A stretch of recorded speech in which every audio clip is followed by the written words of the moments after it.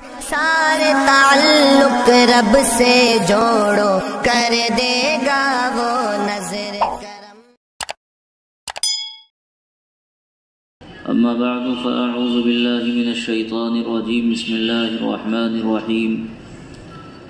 وَلِلَّهِ عَلَى النَّاسِ حِجُّ الْبَيْتِ مَنِ اسْتَطَاعَ إِلَيْهِ سَبِيلًا۔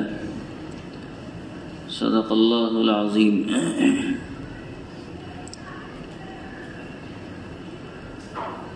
اسلام کی 5 بنیادیں ہیں۔ ان 5 بنیادوں میں ایک اہم ترین بنیاد حج بیت اللہ کا سفر بھی ہے۔ اللہ رب العزت نے جہاں اور بہت سارے احکام دیے، ان احکام اور فریضوں میں ایک فریضہ اللہ تعالیٰ نے مسلمانوں کے ذمے حج کی ادائیگی کا بھی دیا ہے۔ حج بیت اللہ یہ مسلمانوں کی اجتماعیت کا بہت بڑا مظہر ہے۔ شریعت یہ چاہتی ہے کہ مسلمان آپس میں متحد رہیں، وہ ہر ایک کے دکھ درد میں وہ شریک رہیں، اور دوسروں کی تکالیف کا اسے احساس ہو، وہ لوگوں کے ساتھ ملنا جلنا رہے، آپس میں دلوں میں کوئی نفرت، حسد اور کینہ ان کے اندر نہ ہو۔ اس کے لیے رب ذوالجلال نے مختلف اجتماعات کے مظہر بنائے، ایسی شکلیں اللہ تعالیٰ نے بنائی جن شکلوں کی وجہ سے مسلمانوں کا آپس میں میل جول برقرار رہے۔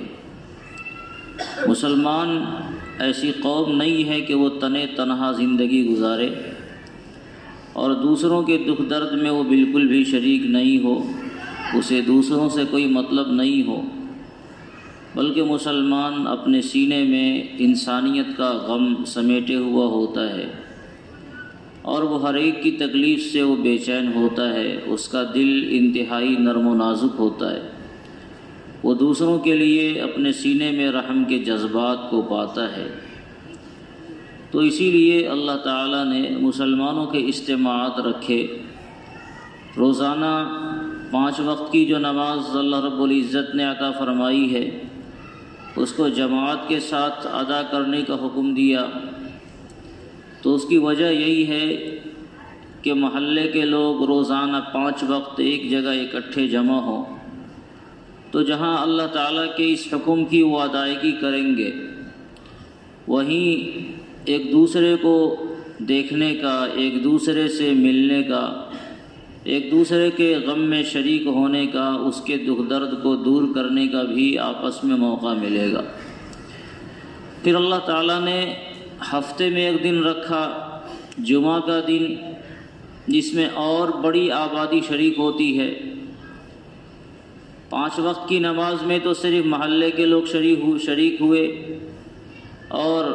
جمعہ کی نماز میں پورے علاقے کے لوگ ایک بڑی مسجد میں، جس کو جامع مسجد کہا جاتا ہے، وہاں شریک ہوتے ہیں۔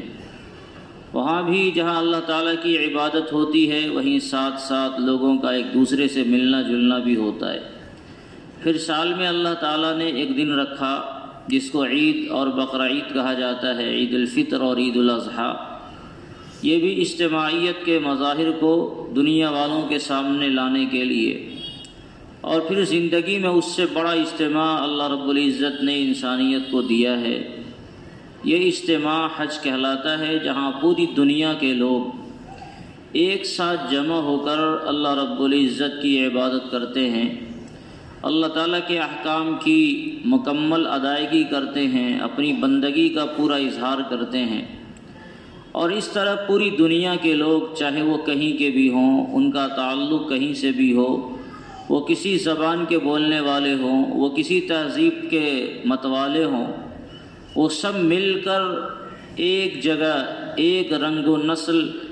ایک حالات میں، ایک لباس میں، ایک ترانے کے ساتھ،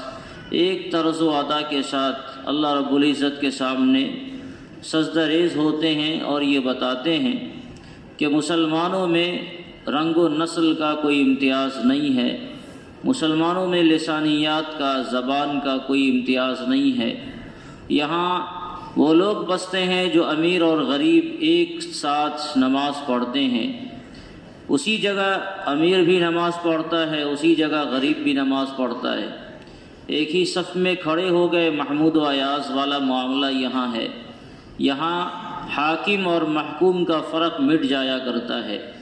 جس مسلح پر بادشاہ وقت کھڑا ہوتا ہے، اسی مسلح پر ایک ادنا آدمی کو کھڑا ہونے کی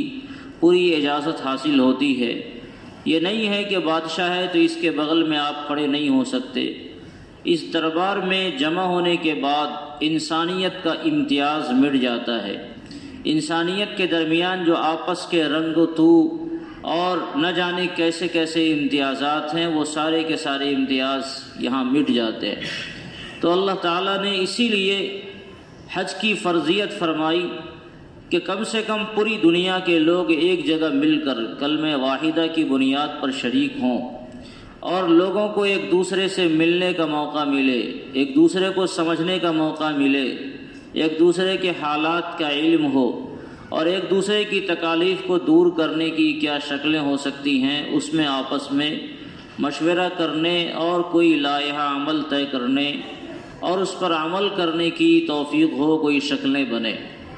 یہ ہے حج کی فرضیت کہ بہت ساری حکمتوں میں سے ایک بڑی حکمت۔ جب حضرت ابراہیم علیہ السلام نے بیت اللہ کی تعمیر فرمائی تھی، اس وقت اللہ رب العزت نے انہیں حکم دیا تھا کہ آپ لوگوں میں حج کی فرضیت کا اعلان فرماویں، اور اس وقت انہوں نے لوگوں میں حج کی فرضیت کا اعلان فرمایا تھا۔ لوگوں سے یہ کہا تھا کہ اے لوگوں، اللہ تعالیٰ نے ایک گھر بنایا ہے اور اس کے حج کی ادائیگی کا تمہیں حکم دیتا ہے۔ اس وقت نہ لاؤڈ اسپیکر کا زمانہ تھا، نہ کوئی اور دوسرے ذرائع وسائل کے تھے، لیکن اللہ تعالیٰ نے یہ آواز پوری دنیا ہی میں نہیں، ان تمام لوگوں تک پہنچایا ہے جو لوگ حج بیت اللہ کو کرنے والے ہیں، بلکہ قیامت تک آنے والے جتنے افراد ہیں سبھی لوگوں نے ان آواز کو سنا۔ اس میں جن حضرات کے قسمت میں اللہ تعالیٰ نے حج کو لکھا تھا، ان حضرات نے اس آواز پر لبیک کہا۔ جس نے ایک بار لبیک کہا، اللہ تعالیٰ نے اس کی زندگی میں ایک مرتبہ حج کو مقدر کر رکھا ہے۔ جس نے 10 بار کہا، اس کی زندگی میں 10 بار حج مقدر ہے۔ تو اس طرح لوگوں کی اپنی قسمتیں ہیں، کسی نے لبیک نہیں کہا، آواز سن کر کوئی رہ گیا، اور کسی نے بار بار لبیک کہا، کسی نے ایک بار لبیک کہا۔ جس نے جتنی مرتبہ کہا ہے، اللہ رب العزت نے ان کے لیے اتنی ہی مرتبہ حج کو مقدر کر رکھا ہے۔ یہ بڑا فریضہ ہے، اور اس فریضے کے سلسلے میں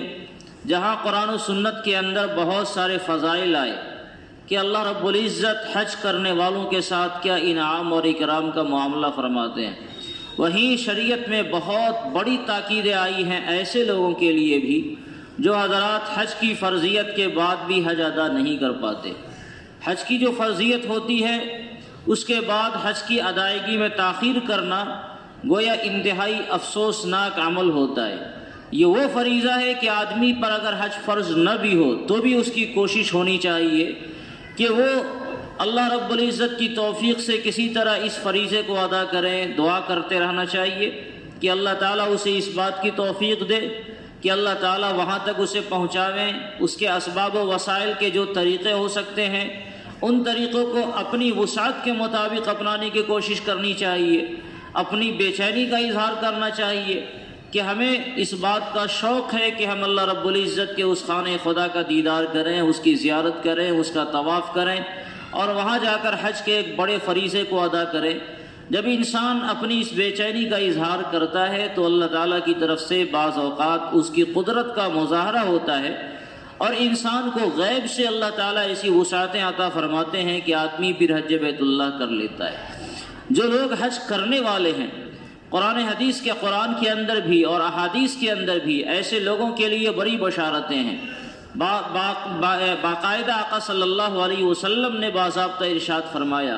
کہ اے لوگوں، بار بار حج عمرہ کیا کرو، اس کی وجہ سے تمہارے گناہ جہاں ختم ہوں گے وہیں تمہارے فقر کو بھی اللہ تعالیٰ دور فرمائے گا۔ فَإِنَّهُمَا يَنْفِيَانِ الْفَقْرَ وَالذُّنُوبَ، یہ جہاں ایک طرف گناہوں کے مٹانے کا ذریعہ ہے، آخرت کا یہ فائدہ ہے، دنیا کا بڑا فائدہ یہ ہے کہ اللہ تعالیٰ اس حج کے ذریعے، اس عمرے کے ذریعے انسانوں کے فقر و فاقہ کو، اس کے افلاس کو اللہ تعالیٰ دور فرماتے ہیں۔ اگر کوئی آدمی دنیاوی لالچ کے لیے ہی اگر گویا یہ کام کرتا ہے تو یہ ایک بڑا فریضہ ہے جس کی وجہ سے اس کو دنیاوی فائدہ بھی حاصل ہوتا ہے۔ یقیناً ایسا نہیں کرنا چاہیے۔ ایک بڑا عمل ہے جس کو اللہ کی رضا کے لیے کرنا ہے، لیکن اس کا فائدہ دنیا کے اندر بھی یہ ملے گا کہ اللہ تعالیٰ جہاں اسے آخرت کے فضائل سے نوازتے ہیں، دنیا کی فضیلتوں سے بھی اللہ تعالیٰ اسے نوازتے ہیں، ان کا افلاس دور ہوتا ہے، ان کی پریشانیوں کا حل ہوتا ہے۔ ظاہر ہے کہ حج بیت اللہ کرنے والے لوگ اللہ رب العزت کے مہمان ہوتے ہیں۔ ساری دنیا سے سارے لوگ ایسے جو حج بیت اللہ کے لیے وہاں پہنچتے ہیں، اپنے سب گھر بار کو چھوڑ کر، اپنے اقربا کو چھوڑ کر، اپنے رشتہ داروں کو چھوڑ کر فقیرانہ لباس میں اللہ کے دربار میں پہنچتے ہیں۔ ان کے بدن کے اوپر کوئی شاہانہ لباس نہیں ہوتا، ان کے بدن کے اوپر کوئی امتیازی علامات نہیں ہوتے۔ اگر کسی قوم کے اندر کوئی امتیازی لباس پہنایا جاتا ہے تو سب کو اتروا دیا جاتا ہے، کسی کی ٹوپی امتیازی ہوتی ہے تو ٹوپیاں تک اتروا دی جاتی ہیں تاکہ تمہارے امتیازات سب باہر رہ جائیں۔ اللہ کے گھر میں جب آئے ہو تو اللہ کے گھر میں آنے کے بعد تمہارے سارے امتیازات ختم ہو گئے، اب کوئی امتیاز تمہارا باقی نہیں رہا۔ اب صرف تمہارا امتیاز یہ ہے کہ تم اللہ کے بندے ہو اور اللہ کے دربار میں بھکاری بن کر، فقیر بن کر، محتاج بن کر اللہ کے دربار میں آئے ہو اور اللہ سے لینے کے لیے آئے ہو۔ جب انسان اس پوزیشن کے ساتھ اللہ کے دربار میں پہنچتا ہے اور فقیرانہ لباس میں رب ذوالجلال کے دربار میں ہاتھ اٹھاتا ہے،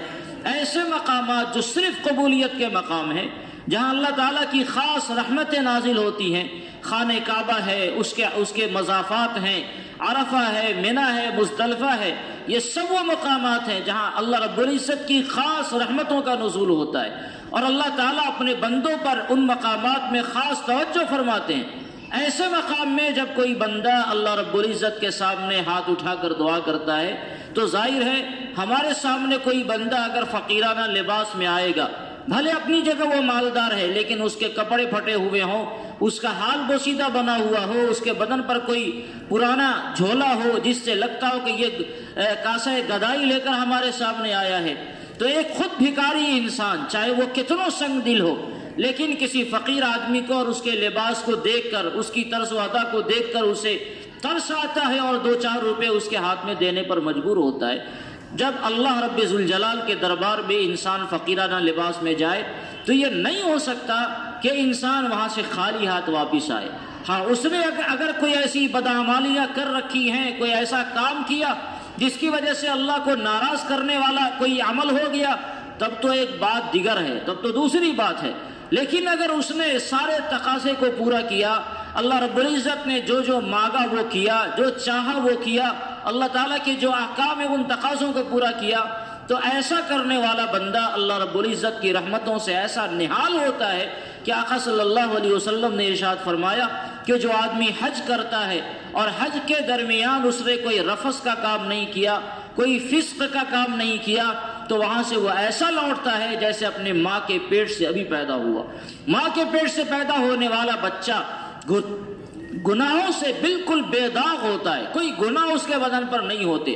ایسے ہی حج کرنے والا بندہ جب حج سے آتا ہے تو اس کو گناہوں سے ایسا پاک کر دیا جاتا ہے جیسے کوئی آدمی ماں کے پیٹ سے ابھی جنا ہو۔ اور آپ علیہ الصلوۃ والسلام نے ارشاد فرمایا کہ حج مبرور کا بدلہ تو صرف اور صرف جنت ہے، یعنی جس نے حج کر لیا اب گویا اس کو جنت کی ایک ضمانت مل گئی۔ اگر اس نے ضمانت کو آئندہ زندگی میں سنبھال کر رکھا تو جنت میں جانے سے اسے کوئی نہیں روک سکتا ہے۔ بڑی فضیلتیں آئی ہیں آقا صلی اللہ علیہ وسلم کے روایات میں، اور 1-2 روایت نہیں، کئی روایات ایسے ہیں، 10 روایتیں ہیں جن میں تفصیل کے ساتھ حج کرنے والوں کے انعام و اکرام کو اللہ تعالیٰ نے جو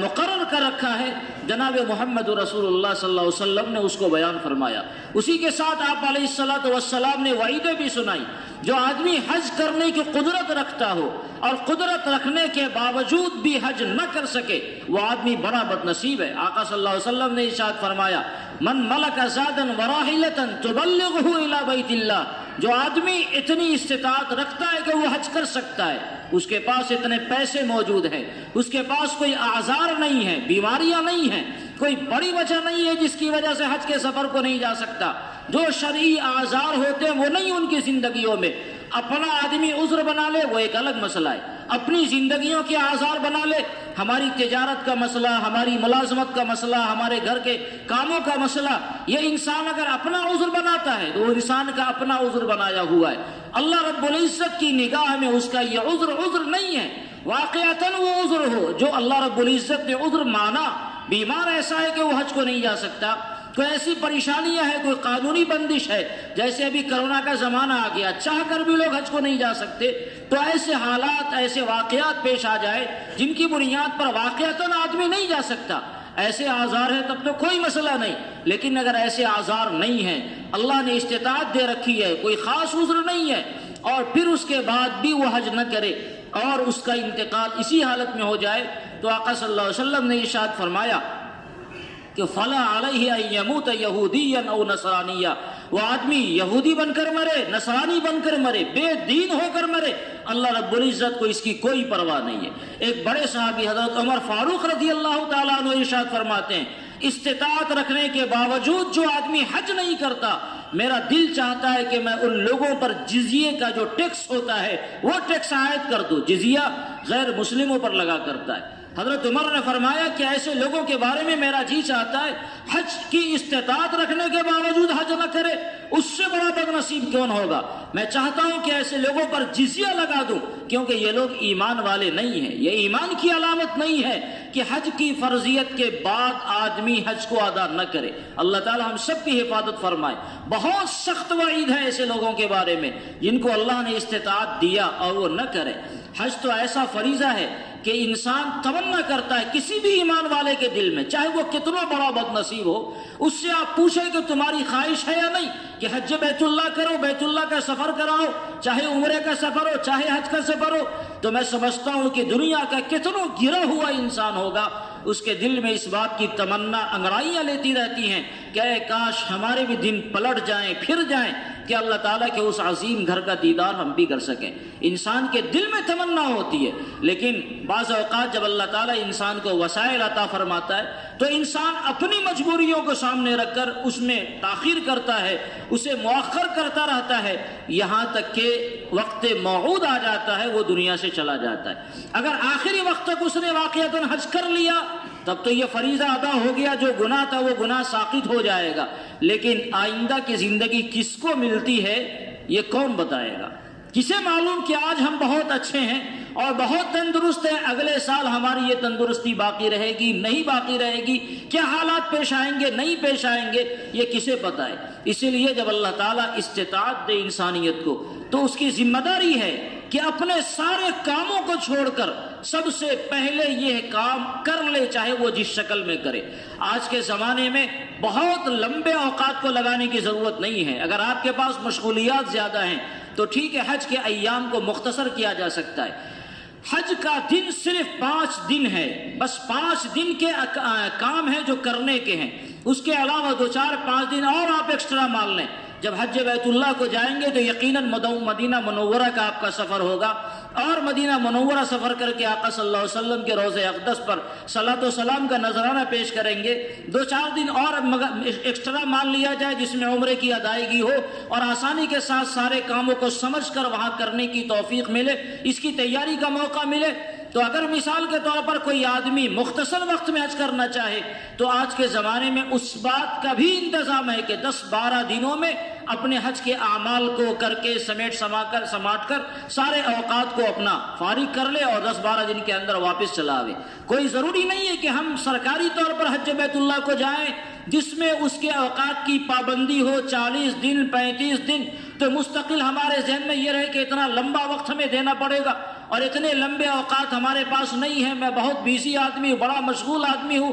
میرے پاس ملازمت ہے، چھٹیاں نہیں مل سکتی، یہ حالات وہ حالات۔ تو آدمی اگر ایسا کرنا چاہے کہ مختصر وقت میں ایسا کرے تو سرکاری نظام کے مطابق نہ جاوے، پرائیویٹ نظام، ٹور کا نظام خوب چلا ہوا ہے، تھوڑے سے پیسے زیادہ خرچ ہوں گے، آدمی کم وقت میں اس فریضے کو ادا کر سکتا ہے اور ادا کر کے بہت آسانی سے آ سکتا ہے۔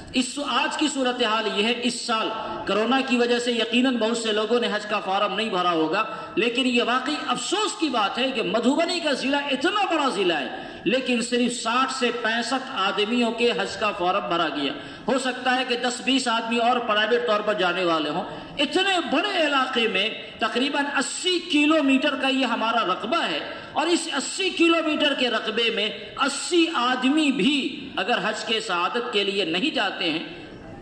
تو یقیناً یہ افسوس کی بات ہے۔ ہر مسلمان کو جو اللہ تعالیٰ نے اس کو صاحب حیثیت بنایا، اس کو اپنے مالوں کا جائزہ لے کر غور کرنا چاہیے کہ کیا واقعی ہمارے ذمہ حج فرض ہے، اور اگر اعذار ہیں تو کیا واقعی وہ عذر ہے جس کا اعتبار شریعت نے کیا ہے۔ اگر ایسا نہیں ہے تو ہمیں پہلی فرصت میں حج کے فریضے کی ادائیگی کی فکر کرنی چاہیے۔ ملازمت ہے، ملازمت میں چھٹیاں کیسے ملیں گی اس کا بھی حل ہے۔ تجارت ہے، تجارت کے مسائل کو کیسے آپس میں کور کیا جا سکتا ہے اس کا بھی حل ہے۔ ہر مسئلے کا شریعت کی نگاہ میں حل ہے۔ اور سب سے بڑی بات یہ ہے کہ جب دل میں عشق کی آگ جب جلتی ہے تو عشق کسی اور چیز کو نہیں دیکھتا۔ کسی آدمی کو اگر کسی سے عشق ہو جائے تو اس راہ کی ساری پریشانیاں اس کے لیے آسانیاں بن جاتی ہے۔ عشق کے راہوں کے جو کانٹے ہوتے ہیں وہ پھول معلوم ہونے لگتے ہیں۔ دل میں اگر واقعی اللہ رب العزت کا صحیح عشق ہو جائے اور آدمی کو بے چینی ہو جائے کہ حج بیت اللہ کرنا ہے تو دنیا کے بڑے سے بڑے نقصانات کو سہنے کے لیے وہ آدمی تیار ہو جاتا ہے کہ اس عاشقانہ سفر میں اللہ رب العزت جو نوازے گا اس نوازش کو وہ دیکھتا ہے، اور جو نقصان ہوگا اس کا موازنہ کرتا ہے، تو اس کو احساس ہوتا ہے کہ جو اللہ کی نوازشیں ہیں اس کے مقابلے میں ہمارے جو نقصانات ہیں وہ پاسنگ میں بھی نہیں آنے والے۔ اور میں نے اشارہ کیا کہ جو نقصان نظر آ رہا ہے وہ بظاہر کا نقصان ہے۔ اللہ رب العزت کا یہ وعدہ ہے کہ حج کی بنیاد پر اللہ تعالیٰ مفلسی کو، فقر کو دور فرماتا ہے۔ لہذا یہ سوال ہی نہیں پیدا ہو سکتا کہ کوئی آدمی حج کو جائے اور دنیا کا نقصان بھی ہو جائے۔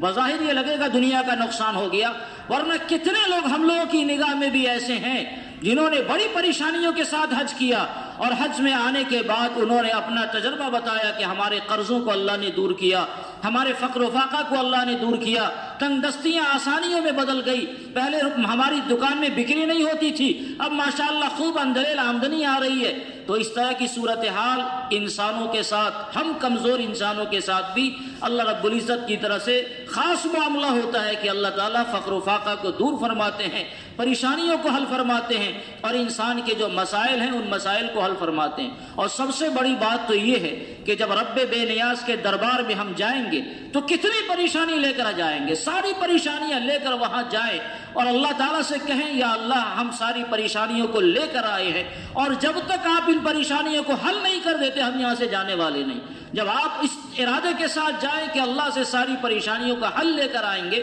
تو یوم عرفہ کے موقع سے کہا جاتا ہے کہ یوم عرفہ کے دن جب بندہ اللہ رب العزت سے دعائیں کرتا ہے تو اللہ تعالیٰ اس کی دعاؤں کو قبول فرماتے ہیں۔ اور جو آدمی یہ امید رکھے کہ میں بہت بڑا گناہگار ہوں، میری دعا قبول نہیں ہوئی، اس سے بڑا بد نصیب کوئی نہیں ہے۔ یوم عرفہ کے دن اللہ کی رحمت ایسی بے پایا بندوں پر نشاور کی جاتی ہے کہ بڑا سے بڑا گناہگار بندہ، چاہے وہ گناہوں سے اس نے زمین اور آسمان کو بھر دیا ہو، میں نے بتایا اللہ رب العزت کی رحمت کے مقابلے میں ہمارے گناہ کی کوئی حیثیت نہیں ہے۔ تو اللہ تعالیٰ جب دینے والے ہیں اور دینے پر آئے ہوئے ہیں، باضابطہ دے رہے ہیں، نبی عبادی انی انا الغفور الرحیم، میرے بندوں کو بتایا جائے کہ میں بہت مہربان بھی ہوں اور بہت بخشنے والا ہوں، تو جب وہ رب ذوالجلال خود اعلان کر رہا ہے کہ ہم بندوں پر رحم کرنے کو تیار ہیں، تو ہم کون ہوتے ہیں اللہ کی رحمت سے مایوس اور نا امید ہونے والے؟ ہم کون ہوتے ہیں کہ ہمارا کام نہیں بنے گا؟ خدا کی قسم حج کا یہ سفر کیا جائے، ہمارے جو بگڑے ہوئے کام ہیں وہ اللہ تعالیٰ بناتے ہیں۔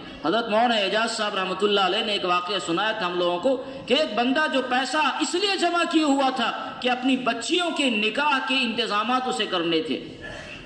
جوان بیٹیاں اس کے گھر میں موجود ہے اور نکاح کا انتظام کرنا ہے، اتنا پیسہ یا تو وہ حج کرے گا یا اپنی بچیوں کے لیے نکاح کے لیے انتظامات کرے گا۔ اب وہ آیا، ان کو کسی نے اشارہ کیا تو وہ آیا حضرت مولانا سے مسئلہ پوچھنا، حضرت کیا کرنا چاہیے، حج کرنا چاہیے یا بیٹیوں کے نکاح کا انتظام کرنا چاہیے؟ حضرت مولانا اس سب معاملے میں بڑے سخت تھے، بالکل دو ٹوک انداز میں کہا کہ آپ اپنا حج کا ارادہ کریں، بچیوں کا انتظام اللہ رب ذوالجلال فرمائیں گے۔ پھر انہیں سمجھایا، بات سمجھ میں نہیں آئی، مگر مولانا کے شرم و حیا کا خیال رکھتے ہوئے اللہ کے اس بندے نے حج کا ارادہ کیا، حج کو چلے گئے اس پیسے کو لے کر۔ آپ یہ سمجھتے ہیں کہ سارا پیسہ تو حج میں خرچ ہو گیا، اب بچیوں کے نکاح کا کیا ہوگا؟ آئے سال 2 سال کے بعد مولانا سے ملے اور انہوں نے کہا کہ اللہ کا شکر ہے حج بھی کر لیا، اور 3 بچیوں کا نکاح کا مسئلہ تھا، بہت آسانی سے اللہ تعالیٰ نے اس نکاح کا معاملہ بھی حل کرا دیا۔ تو اللہ کے سامنے جب آدمی جائے گا، رب بے نیاز ہے، وہ رب دو جہاں ہے، بڑی قدرت والا رب ہے، سارے خزانے اس کے پاس ہیں، تو آدمی بڑی خزانہ نہیں، سب سے بڑے خزانے کے مالک کے پاس آدمی جائے اور پھر یہ کہہ کر جائے پتہ نہیں کیا ملے گا نہیں ملے گا، کتنا ملے گا۔ ہم یہ طے کر کے جائیں کہ اللہ تعالیٰ یقیناً ہم اس لائق نہیں ہیں کہ آپ کے سامنے اپنے ہاتھ کو پھیلائیں، مگر آپ چونکہ کریم ہیں اس لیے آپ کے سامنے ہاتھ کو پھیلانا ہماری ضرورت ہے۔ آپ کے سامنے اگر ہاتھ نہیں پھیلائیں گے، آپ سے نہیں مانگیں گے، تو کون ہے اس پوری کائنات کے اندر، کون ہے جس کے سامنے ہاتھ پھیلایا جائے؟ آپ بتا دیں۔ یقیناً جب انسان اس طرح ٹوٹ کر اللہ رب العزت کے دربار میں کہے گا، گر گرائے گا، تو اللہ کی رحمت کو جوش آنا ہے اور ہمارے سارے بگڑے ہوئے کام انشاءاللہ بنیں گے۔ اس لیے میرے بزرگوں اور دوستوں، جن حضرات کو اللہ تعالیٰ نے یہ وسعت دی اور یہ حیثیت دی ہے کہ وہ حج کے اس فریضے کو ادا کر سکتے ہیں، تو خدا کے واسطے ان سے بڑی لجاجت کے ساتھ یہ التجا ہے کہ وہ پہلی فرصت میں یہ ارادہ کریں انشاءاللہ حج کے اس فریضے کو سب سے پہلے ادا کریں گے، دنیا کے کام بعد میں، وہ ہونے ہیں، ہوتے رہیں گے۔ آدمی دنیا کس کے لیے کماتا ہے؟ جس کے لیے دنیا کماتا ہے، جب آنکھ بند ہو جاتی ہے تو وہ دنیا کو جس کے لیے ہم نے کمایا تھا ایک مرتبہ کبھی ہاتھ اٹھا کر وہ دعا نہیں کرتے۔ لوگ بھول جاتے ہیں اپنے ماں باپ کو اور سوچتے ہیں کہ ان کا معاملہ ان کے ساتھ ہی اپنی دنیا میں ایسا مگن ہوتا ہے، خود اپنا خیال نہیں ہوتا، اپنے ماں باپ کا کیا خیال رکھے گا؟ تو کیوں نہ اپنی آخرت کو بنانے کے لیے، اللہ رب العزت کو راضی کرنے کے لیے اپنی دنیا میں ہم ایسی قربانی پیش کریں کہ ہمیں بعد میں اگر ہماری نسلیں ہمارے لیے دعا کریں، بہت اچھا، سبحان اللہ، نہ دعا کرے تو ان کے دعا کی ہمیں ضرورت نہ ہو، اللہ کے فضل کے ہم مستحق ہو چکے ہوں اور کسی کی دعا سے ہمیں کوئی خاص فرق نہ پڑتا ہو۔ اس لیے اپنی دنیا میں اپنی آخرت کو بنانے کی فکر کرنی چاہیے، یہ کوشش کرنی چاہیے کہ آئندہ سال جن حضرات کو اللہ تعالیٰ نے وسعت دی وہ اپنے مالوں کا جائزہ لے کر ابھی سے اپنی ضروریات کو آگے پیچھے کریں، ابھی سے ایک نظام بناویں اور تہیہ کر لیں کہ آئندہ سال انشاءاللہ یہاں سے حج کا ایک بڑا قافلہ نکلے گا، حج بیت اللہ کا سفر کرے گا۔ جب لوگ حج بیت اللہ کو جائیں گے تو آبادی کے لیے بھی دعا کریں گے، تو اللہ تعالیٰ آبادیوں پر بھی خاص رحمتیں نازل فرمائے گا انشاءاللہ۔ اللہ تعالیٰ ہم سب کو حج کی سعادتوں سے بہرور فرمائے اور اللہ تعالیٰ ہم سب کو اس کا غیب سے انتظام فرمائے۔ آمین وآخر دعوانا